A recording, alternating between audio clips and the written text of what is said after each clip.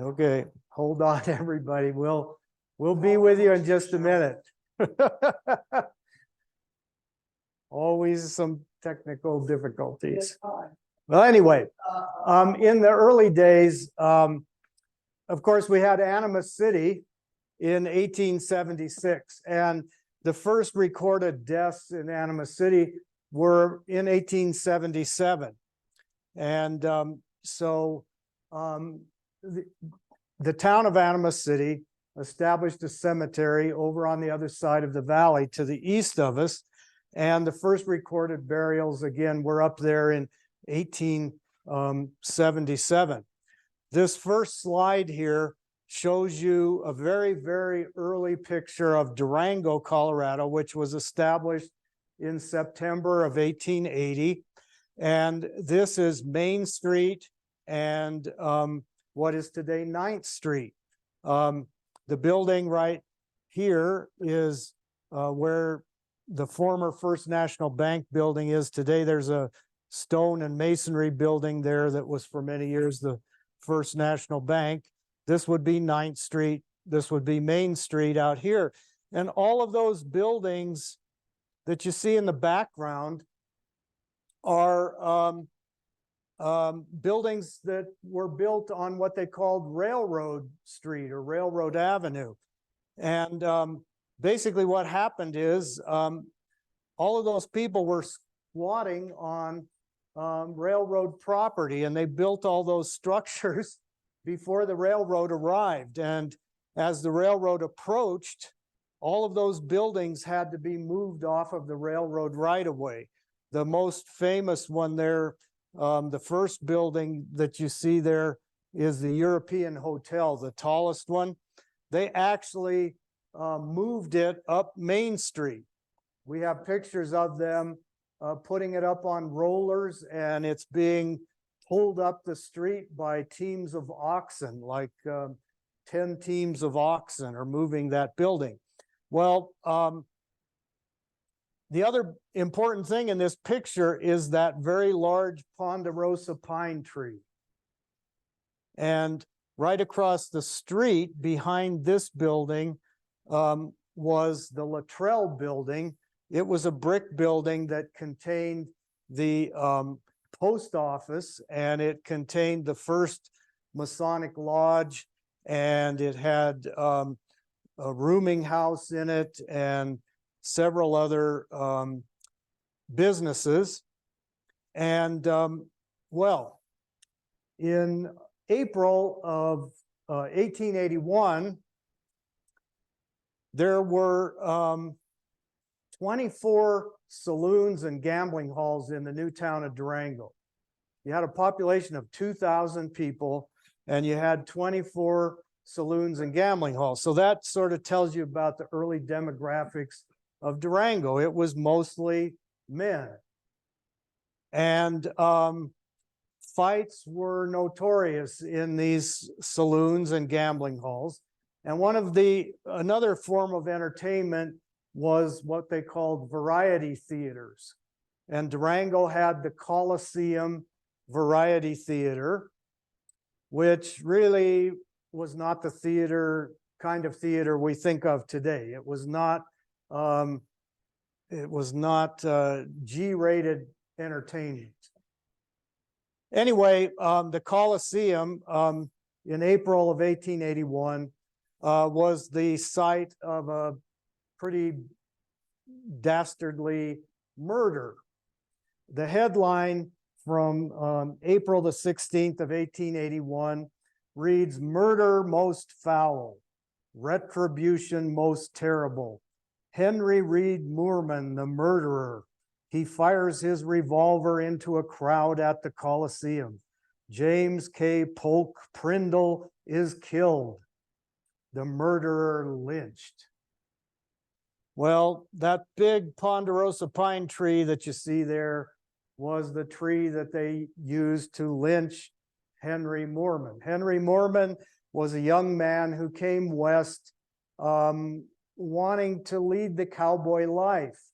He ended up being a stagecoach driver. His family kept trying to convince him to come back to Kentucky. They had actually sent him money to buy his ticket back east. Well, what did he do? Instead of buying his stagecoach ticket, he went down and bought a new gun and a pair of boots, and then proceeded to get drunk. And he went to the Coliseum, and he was thrown out of the Coliseum because of his inebriation. Well, he came back with some friends, and they thought it would be funny to just shoot out the lights in the Coliseum. Well, some of those errant bullets struck the coal stove, and there happened to be Mr. Prindle standing in the way of one of these wayward bullets, and he was killed dead. So Henry Moorman flees the Coliseum, which was up the street a little ways, but he heads down towards the railroad property there, and there were lumber piles and so forth that he could hide in, but there was fresh snow on the ground. So it wasn't easy, it wasn't hard to track him. And so he got tracked down. He was arrested. He was incarcerated, but the town was just fed up. They had had enough of these kinds of events going on where innocent people were victims of errant bullets, etc. So a vigilante committee broke him out of the jail, brought him to the tree, and hanged him. And then put a note on him that he was not to be removed from the tree for a matter of time, so that everyone going to the post office would see what happened to lawbreakers. So anyway, Mr. Prindle, of course, lay dead on the floor of the Coliseum. They didn't bring together a coroner's jury until the next morning. And they held the coroner's jury at the Coliseum. They left Henry Prindle where he died on the floor. The coroner's jury found Moorman was the cause of the death.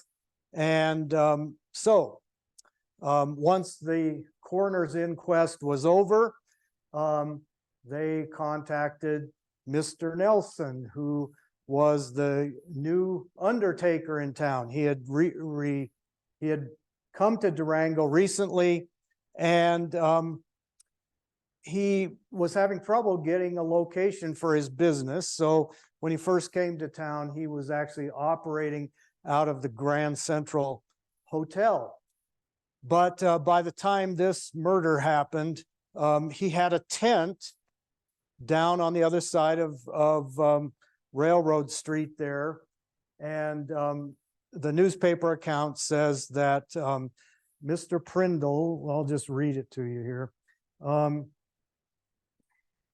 At 9 o'clock Monday, Coroner Wright held an inquest over the dead body of Prindle in the room where the murder occurred. The verdict was that the deceased received his death wounds at the hands of Henry R. Moorman. The body was then removed, and Undertaker E.F. Nelson, by Undertaker E.F. Nelson, to a tent on Railroad Street near Charlie King's butcher shop, where it was properly laid out. And then Mr. Prindle was buried at the Animas City Cemetery, because at the time Durango was so new that they hadn't had many deaths, and so they were still utilizing the Animas City Cemetery. Here's another little account of the funeral. Well, no, this is what happened to Henry Moorman. At 11 o'clock in the evening, 2 shots were heard, which proved to be the signal of the Committee of Safety, composed of 300 citizens who proceeded to the lockup, overpowered the guards, forced open the door, and secured the murderer, who they then immediately bound and gagged.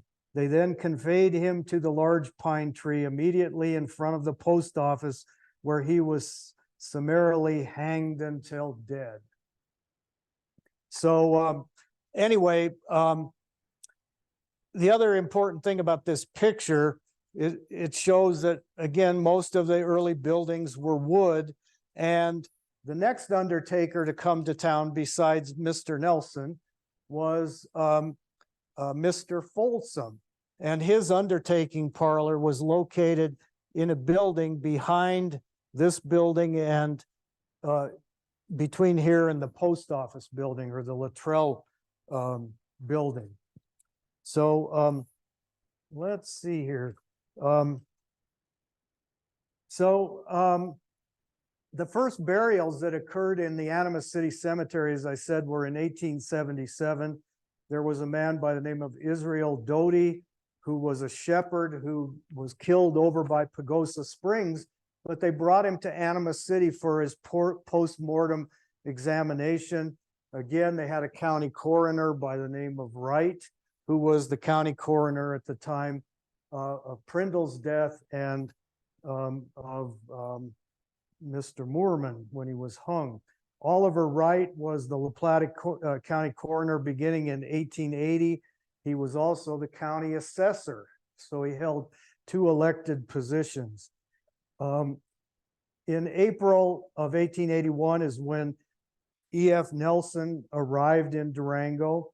By 1884, C.B. Folsom was in town, and again, he opened his parlor behind this building on Main Street. So let's go to the next slide.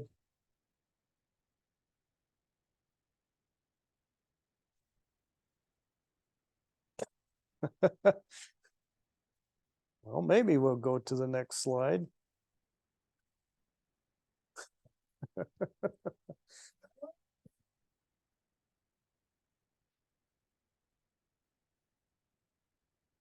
Anyway, the next slide is it's an ad for La Plata Undertaking Company, which was, okay, here we go, is an ad for La Plata Undertaking Company, which was owned by Charles Bailey Folsom.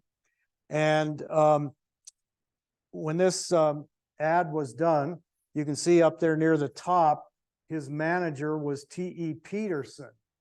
T.E. Peterson was a carpenter and a contractor that came to Durango very early, but he also had undertaking skills. So he became the manager for the Folsom undertaking business, which was known as La Plata Undertaking. And Mr. Peterson remained in the undertaking business through most of his life, but he was also credited with building some major structures in Durango. He was very active in building and contracting. Probably one of the more visible buildings that he built was the Baptist Church on the corner of 11th and East 3rd Avenue.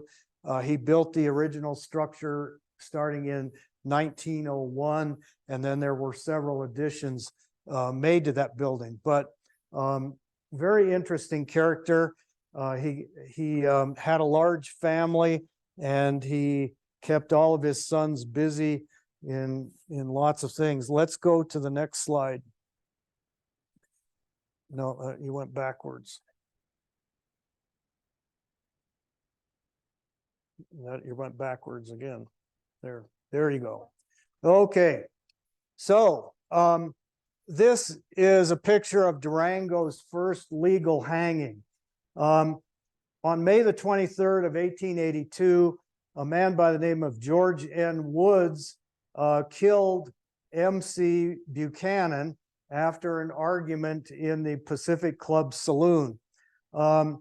He was tried for murder and sentenced to hang. He was to be executed 30 days after the original murder.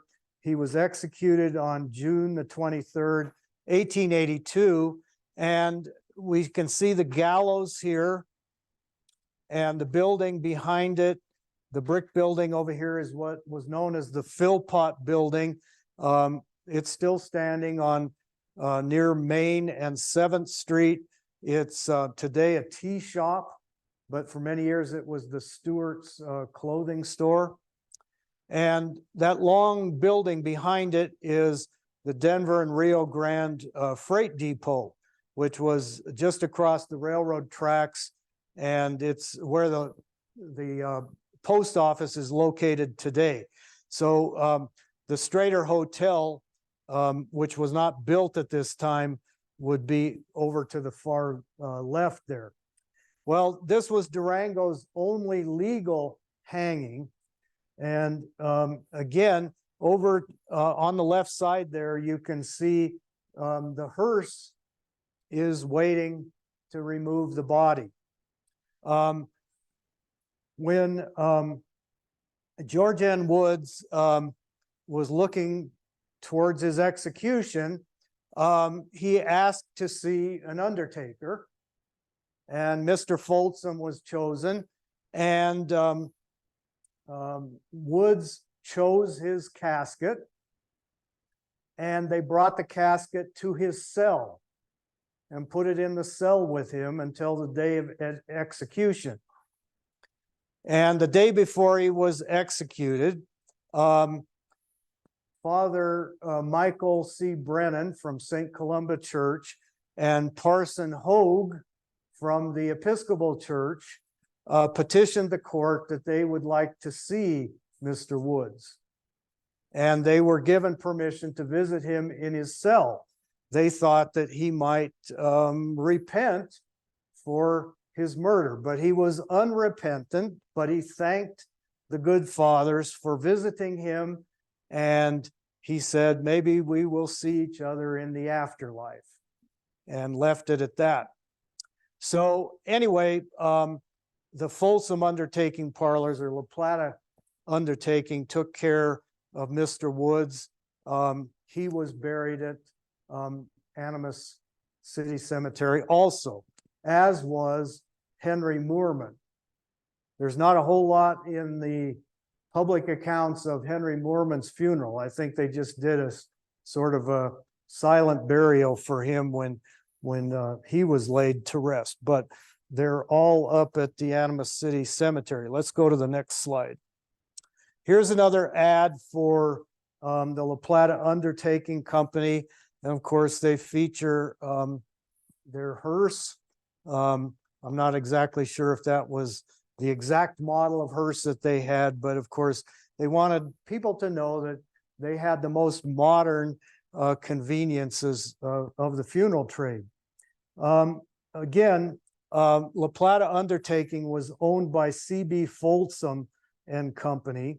And again, he had T.E. Peterson as manager. Peterson was a stonemason, a carpenter, contractor, along with also being an undertaker.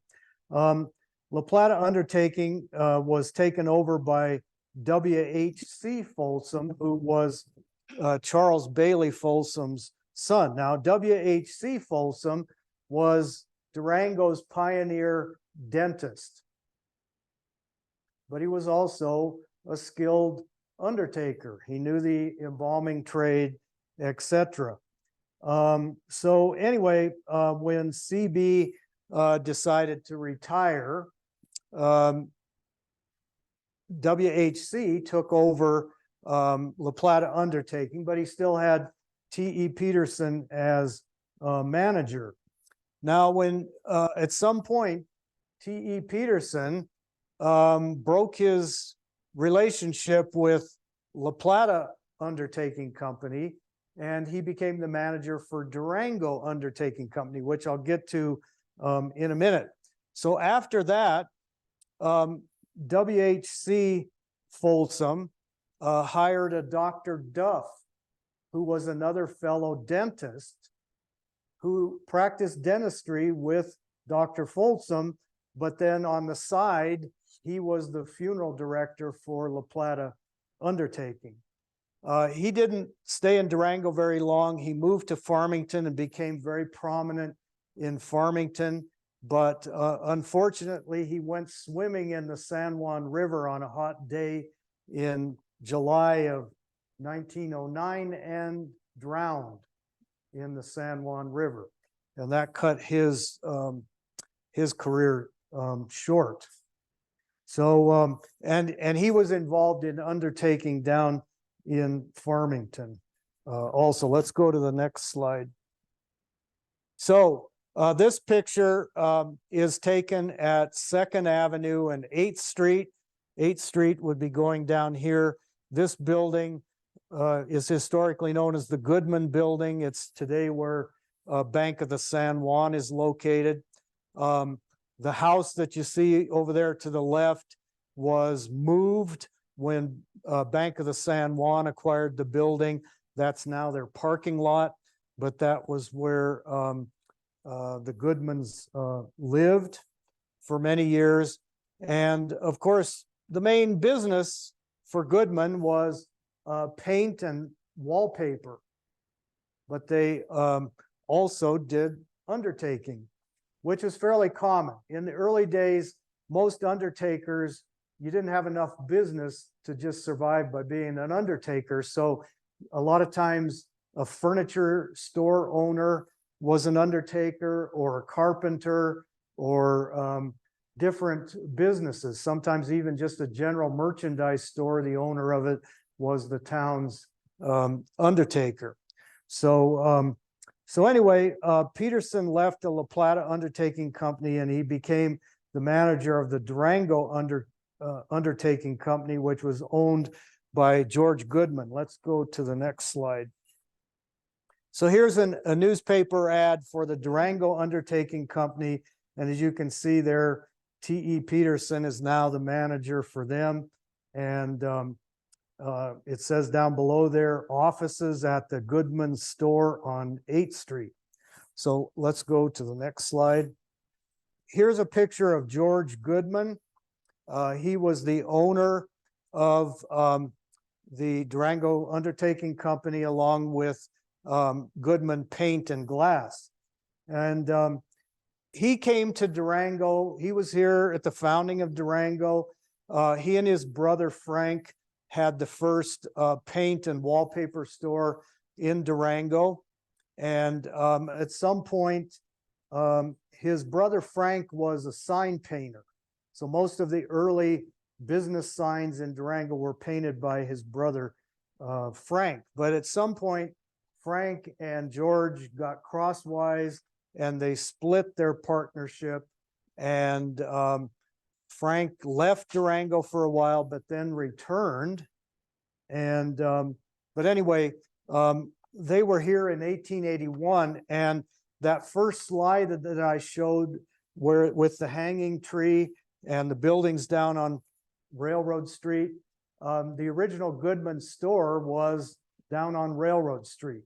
But by 1882, they had moved into a new brick building in the 800 block of Main Street. So let's go to the next slide. Here is a diploma that belonged to George Goodman. This was his embalmer's certificate. It was issued in 1902, and it's from New York.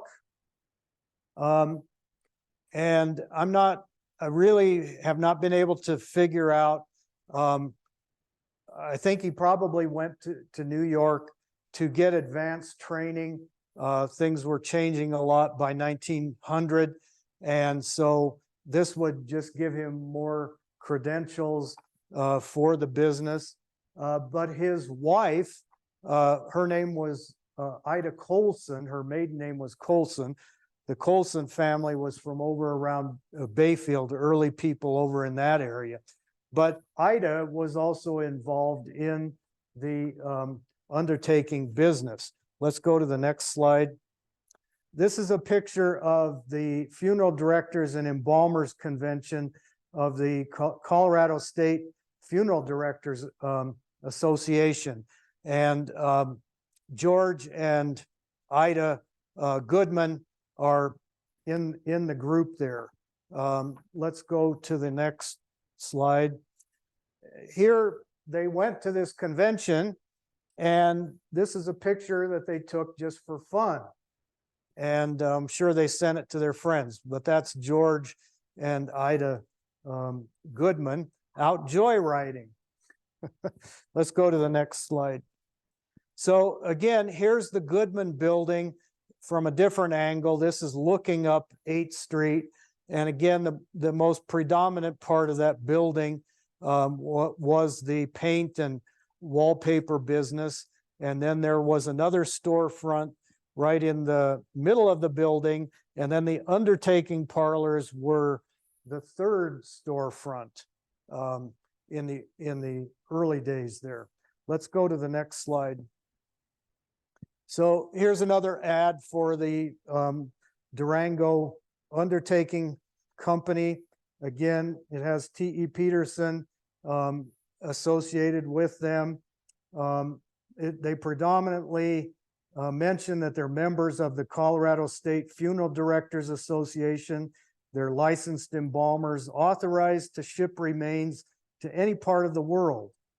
And the office is open day or night. And they even had a telephone. It was number 46 and a half. I don't know where you get a half. I guess you told the operator 46 and a half and she figured it out. So anyway, let's go to the next slide. So George and Ida had a son named Ray or Raymond, and he chose to enter the business, and he attended mortuary college in Cincinnati, Ohio.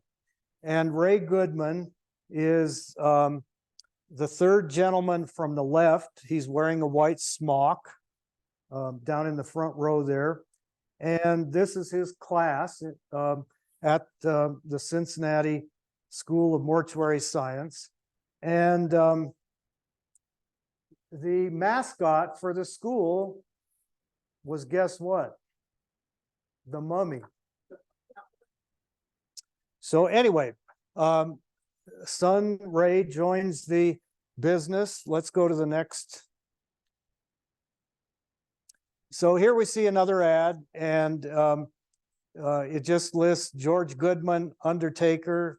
They're not going by the name Durango Undertaking anymore. This is March 1912. And of course, they predominantly say lady attendant. This was a coming thing to have women involved in the undertaking business. It made people a little more comfortable if you had a woman to deal with instead of just men. So let's go to the next slide. So another firm that opened up in Durango was the Hood Mortuary. And this is the Hood Mortuary, which was located on 8th Street. The building it's abutted to is the old Masonic Temple building, which is where Red Snapper was located for many years. And the building up at the corner, which doesn't exist anymore, was the Hood rooming house or boarding house, which was operated by Mrs. Hood. But anyway, Andrew Fuller Hood came to Durango from Rico in March of 1898. And he opened a paint and wallpaper store in the Colorado State Bank building, which was across the street from this. It's where the Burns Bank was located for years. It's where the Irish Embassy restaurant was. There's a gift shop there today. But anyway, he had a storefront in that building. And in March of 1898, he opened his paint and wallpaper store across the street from this. And he also, in his ad, said that he had an undertaking department. And he had all the latest funeral goods and so forth. So I'm not sure what this connection is with paint and wallpaper, but in Durango, most of the undertakers also had that trade. So anyway, in February of 1903, Andrew Hood sold his paint and wallpaper business to Frank Goodman, the estranged brother of George Goodman. And George Goodman and a man by the name of Fritz went into business together as Fritz and Goodman, and they had a paint and wallpaper business. And Andrew Hood announced that he was divesting himself of the paint and wallpaper business, but was going to continue in the undertaking business so he could devote all of his time to doing that as best as possible. And A.F. Hood then moved across the street there on 8th Street into that building. And he died in March of 1924. And at the time, he was the state representative from this part of Colorado. And he was a very well-respected businessman in the area. In August, and his wife continued, his wife was named Mattie. She continued to operate the mortuary, and she hired a man by the name of H.P. Ernest as the manager. And in a paper from August of 1926, they had a big announcement that the Hood Mortuary had just received a new limousine hearse from the J.W. Haney Company of Freeport, Illinois, and it was built on a Hudson car chassis, and it was the latest in funeral technology at the time. Let's go to the next slide. Now, at some point, this ad is from March of 1912. Hood had a partner by the name of Ames. And Ames, I haven't been able to find a whole lot about him, but they didn't stay partners very long. And again, you can see very predominant there that they're advertising a lady assistant. I'm sure that was Mattie Hood. But by 1915, Ames had gone out on his own and started a new firm called Ames and Bradford. And they had undertaking establishments in Durango and Cortez. So let's go to the next slide. So again, it's hard to see, but over there to the far left, maybe you can make out a sign that says Hood Mortuary. This is the entrance to the old Redmond Hall or Masonic Temple building where Red Snapper was located. Those people standing out there are not attending a funeral. They're employees of the Forest Service, because the Forest Service had their offices in this building next to the Hood Mortuary. And the one lady is Christine Solons, who her maiden name was Hanson. They went clear back to the beginnings of Durango also. But anyway, she was the lone woman that worked for the Forest Service at that time. And again, this is this is in the late 20s, very early 30s. So anyway, let's go to the next slide. This is the Frank Young house that's at 1073 East 3rd Avenue. It's one of the earliest houses built on 3rd Avenue, but it became a funeral home. This was known as Jones and Wonder Funeral Home for a number of years, not a long time. The building has been modified some, but this is what it originally looked like soon after it was built. So let's go to the next slide. Here's something that was very common. This is from 1907. This is a memorial card. These were what we call a cabinet card, which was a standard size for photo reproduction. And these were made after someone died.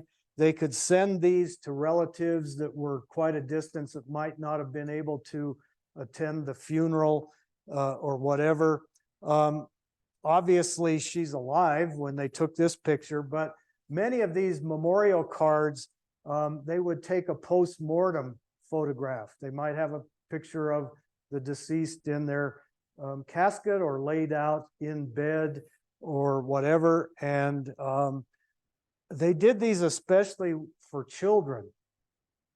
If a baby or a young child died, they would take the body to the photographic studio and they would pose them as if they were alive and then produce one of these cards to, again, send to relatives that lived at a distance that may have never seen the child in life. And they wanted a picture that represented them as living. So again, this is from April the 17th, 1907. This is Mrs. A.J. Buchanan. The Buchanans had a farm and orchard up at Hermosa. So let's go to the next slide. This is a great picture, an overview of Main Street, and that is a funeral procession or a funeral cortege. This is 1917. We believe this is the funeral of W.P. Billy Edwards, who was a railroad engineer who died in a railroad accident. He was very well thought of, obviously. The town shut down and they had this huge funeral procession. The buildings that you're seeing there would be the 1000 block, the west side of the 1000 block of Main Avenue. You can see all the smoke in the background from the smelter stacks and probably some railroad output there. Let's go to the next slide. This is Billy Edwards in his coffin. You can see the hearse there. This is out in front of St. Columba Church, out on the steps of the sidewalk. They did not allow caskets to be opened inside the church. So if there was any viewing done, it was outside the church. So I'm not sure if this is when they were bringing him into the church or taking him out before going to the cemetery. But this funeral was handled by the Goodman undertaking establishment, and Ray Goodman was the funeral director for this. It's hard to see, but he's over there to the left, standing at the backside of the hearse, and he's got a bow tie on. It looks very different than these other working class guys who were wearing an older style suit and obviously working class people. Ray was wearing, he was looking pretty spiffy for 1917. So, but again, they were still using a horse-drawn hearse. You can see that the driver there is wearing a derby, just like that was standard fare, and so forth. So let's go to the next slide. This is his burial at Greenmount Cemetery. The hill you see in the background there is Smelter Mountain, and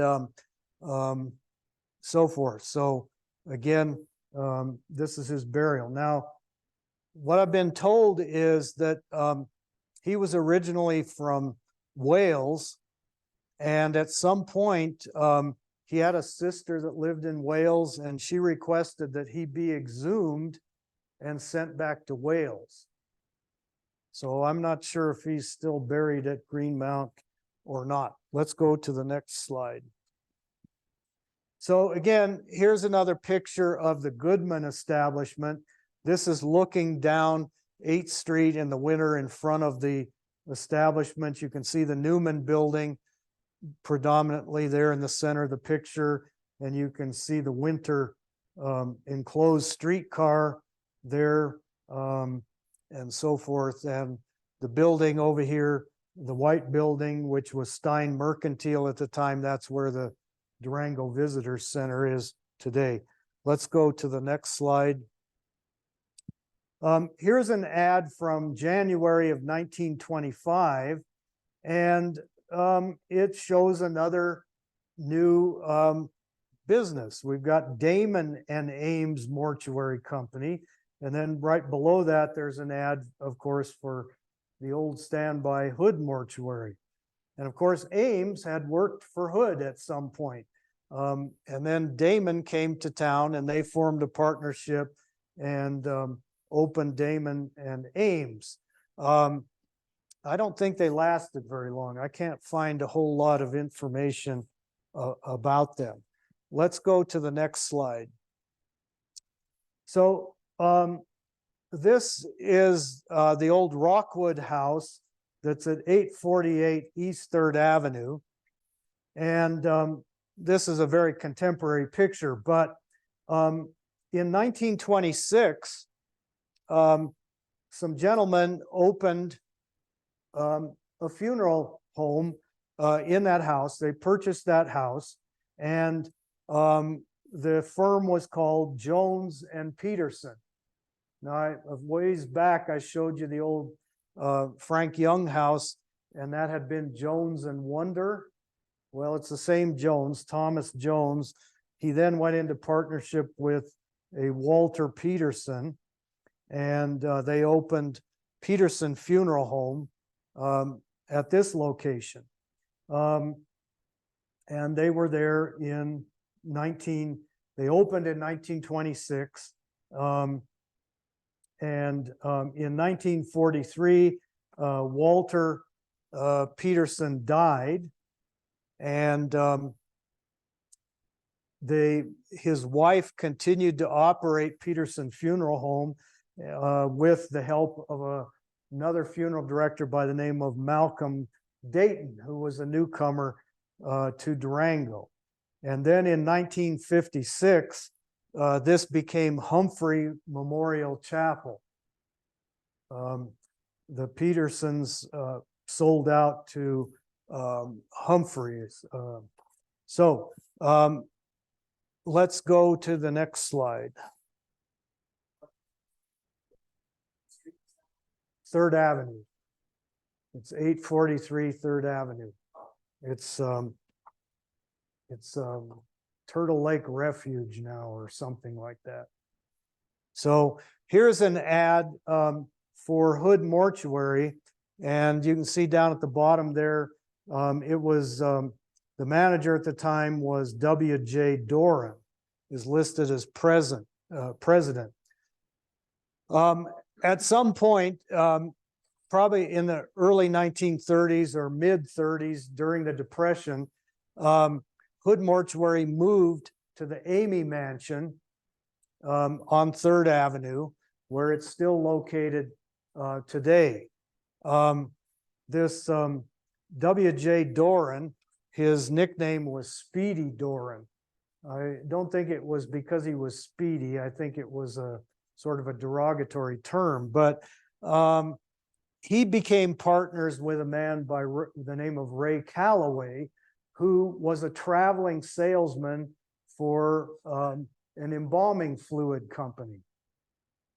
And Ray Calloway would come through the area selling his goods to these different funeral homes. Well, Doran was going bankrupt and needed a cash infusion. So Ray Calloway, when he would come through town, he had met a widowed lady by the name of Gallup. She was a county, I think she was either county, she wasn't the assessor. She was either the county clerk or worked in the clerk's office, something. But anyway, he started dating her, and that's when he became aware of the financial condition of Mr. Doran. And anyway, he ends up marrying Mrs. Gallup, and they become sort of silent partners for a while in Hood Mortuary, and then they finally took it over. And when I did my apprenticeship, I did my apprenticeship under Ray Calloway. So anyway, let's go to the next slide. So this is the next funeral home to come about in Durango. This was Park Lawn Memorial Chapel. And you can see there that it's operated by Malcolm Dayton, who had formerly been with the Peterson Funeral Home, and a man by the name of Leonard Perkins. And eventually another man by the name of Herman Bastian gets involved in that funeral home. Herman Bastian had been in the undertaking business in Silverton for a while, and then he also worked for Speedy Doran at Hood Mortuary. And I can tell this story because these people are all dead now. But when my mother was a student nurse at Mercy Hospital, and a death occurred at night, of course, they had to call the funeral home. Well, inevitably, Ray Calloway and Speedy Doran would show up to do the removal, and they were very inebriated. And the old Mercy Hospital had stairs. They had an elevator, but it was a counterbalanced elevator, and they only used it when they were taking patients up to the surgical floor. So when the morticians had to come to do a removal, they had to carry the bodies down the stairway on a stretcher. Well, Speedy Doran and Ray Calloway were always a little too shaky to carry them down the stairway. So their favorite thing was to put the stretcher at the top of the stairway and give it a kick.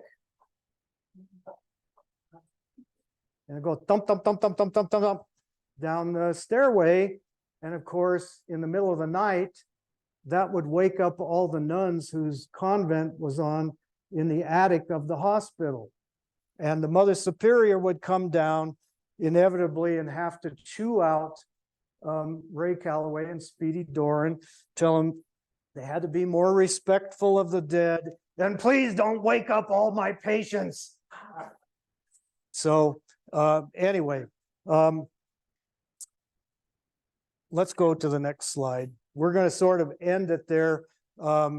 I've covered a lot of territory in a short time, and I didn't get into a lot of detail, but anyway, it's an interesting subject, and it's something that every town had to deal with as a town got started and growing, and somebody had to do this work. And all of these people were, they're fascinating when you get into their background and see all of the different things that they were involved in.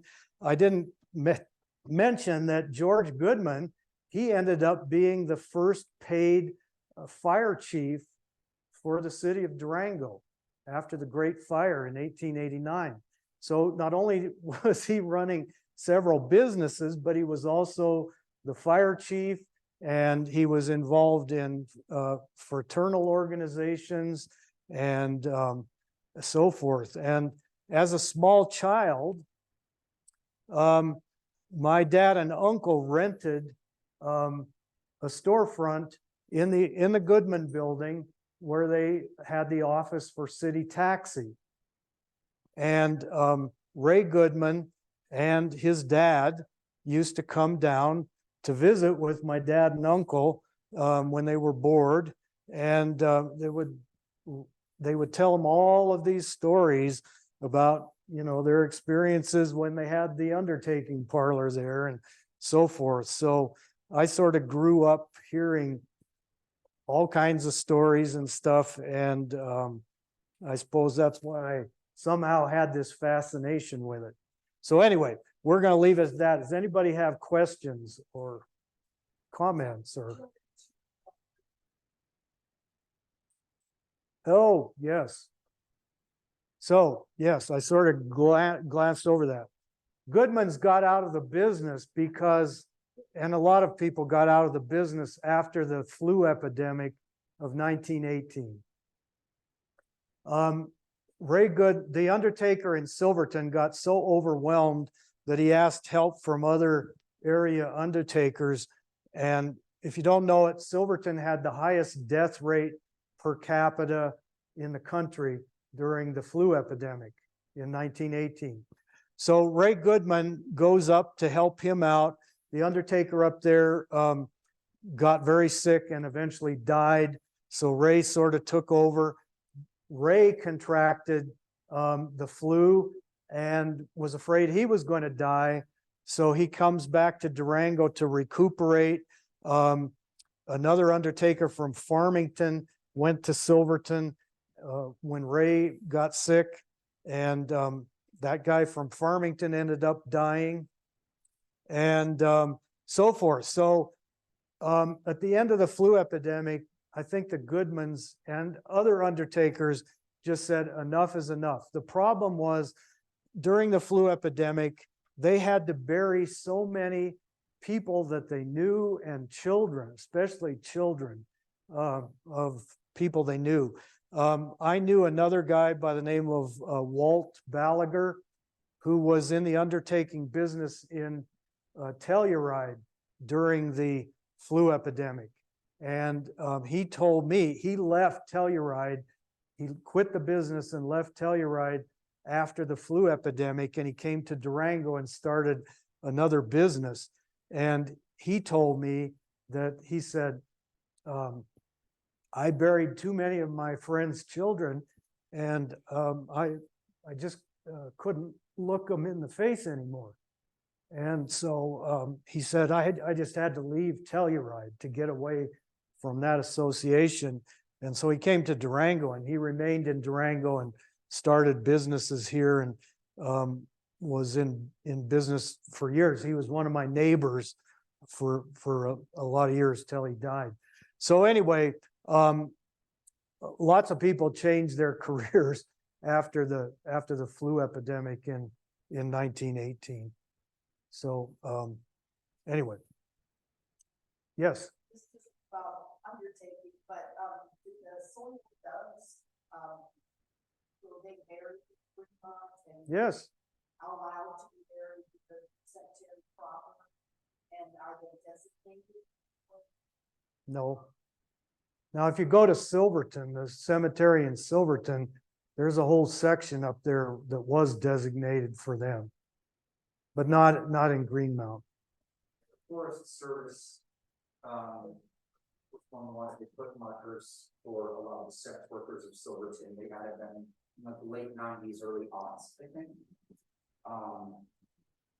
Yeah, and I know that in Silverton, a lot of the sex workers of Silverton helped care for people who were dying of the flu. Yep. Because there was a stigma where sometimes the people wouldn't go near these people with the flu, and so the sex workers often wound up caring for them and trying to save them, and often lost their lives in the process. Yep.